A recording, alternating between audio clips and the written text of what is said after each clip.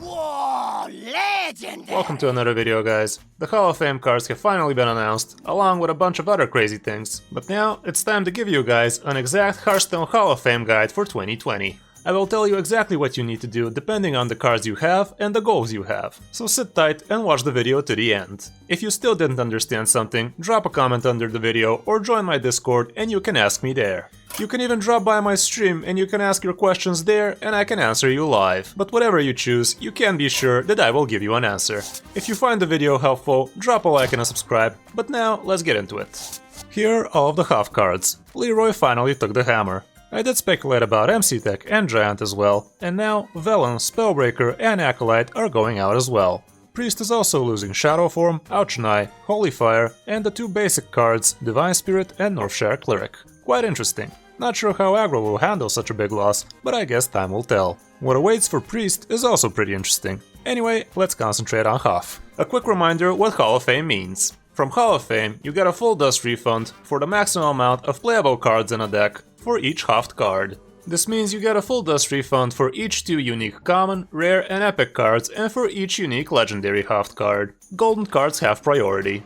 People do get confused with the term maximum amount of playable cards in a deck, so let's go through that again. On this chart, you can see the maximum amount of playable halved cards in a deck. You can only fit 1 unique legendary in a deck and only 2 common, rare and epic cards in a deck. You can also check out my last video for more details around the Hall of Fame. In our case, the maximum number of playable cards would be 1 Leroy, 1 Velen, 2 Giants, 2 Shadow Forms, 2 Holy Fires, 2 Auchenais, 2 MC Techs, 2 Acolytes, 2 Spellbreakers, 2 Divine Spirits and 2 Clerics. The basic cards will turn into common cards as well, so you will get some dust back for those too. Quite the hefty total number of dust. On my last full Hall of Fame dust guide, I did say 2 things wrong, so please turn captions on so you make sure you understand everything correctly, since I can edit captions, but the audio will remain the same. People aren't perfect, and even though some of you tell me I sound like a robot on my videos, you can be sure I am very human. Now let's get back to the 6 possible scenarios where you can find yourself in and what you need to do about it. If you don't have any of the Hall of Fame cards and you don't want to keep them and you want maximum dust. Craft them all in golden before they get halved and disenchant them once they do. Once they do get Hall of Famed, on the first time you log into the game after that happens, you will get a refund screen. As soon as you see that screen, you are free to disenchant them and enjoy your earned dust. If you don't have the cards and you want to keep them after they go to Hall of Fame, craft them in golden and you will receive a full dust refund once they go to wild. As long as you have the dust to craft them before they get halved, this way you will essentially get them for free, since after they rotate you get all of your dust back. If you have the regular versions of the cards and you don't want to keep them after the rotation and you want maximum dust gain. Like I said in my full Hall of Fame dust guide, you don't need to do anything here except for commons. If you do have 2 regular copies of a common halved card, you can craft 2 golden copies of it as well, closing 800 dust for 20 dust gain. But this would literally be the last thing you do, since it really doesn't give you that much return. For rares, epics and legendaries, you simply don't need to do anything if you have them in regular, since you won't gain absolutely anything from doing that if maximum dust is what you're going for. Concentrate on this chart and you should realize that for yourselves too.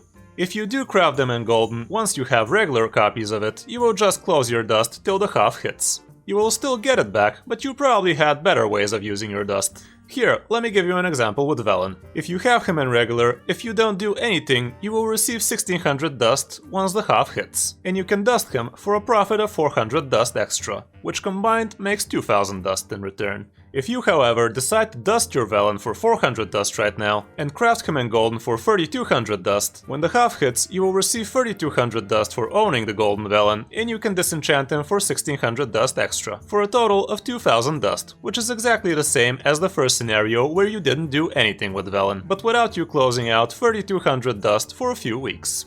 I hope this explanation got to you, but if it didn't, like I said, I'm more than ready to answer each and every one of you in the comments below. Next scenario, if you have the regular cards and you want to keep them after the half. Again, don't do anything. This scenario would be for the people that don't have the dust to craft the cards in golden. If you have the regular cards and you want to upgrade them to golden, craft them in golden. It will essentially be for free for you, since you will get your dust back after the half hits, and you can even get some more dust back from disenchanting the regular versions. If you're going for this scenario, you can even disenchant the regular versions before the half hits, since you will get refunded for the golden versions and not for the regular versions. And the last scenario, where you have the cards in golden already. You don't have to do anything here. As soon as half hits, you will get a refund for the maximum amount of golden playable copies you have, and you will get to disenchant them for even more extra dust or just keep them, whatever you prefer. You will have up until March 26th to craft these cards, so do what you can to gather as much dust as possible. You can even dust the cards from the rotating sets on the last day as well, if you're not a wild player, so that way you will earn tons of extra dust with which you can craft your missing Hall of Fame cards. Also, make sure to craft as little as possible, so you can craft every half card you're missing in gold for the maximum dust return. You can check out my top best and worst decks you can craft right now, if you're wondering what decks you can play in the meantime. Anyway, that's it for this video, guys. I hope this helped you, and if it did, a like and a subscribe would be amazing. Thanks for watching, I'm Kris05, and I'll see you in my next video, or stream.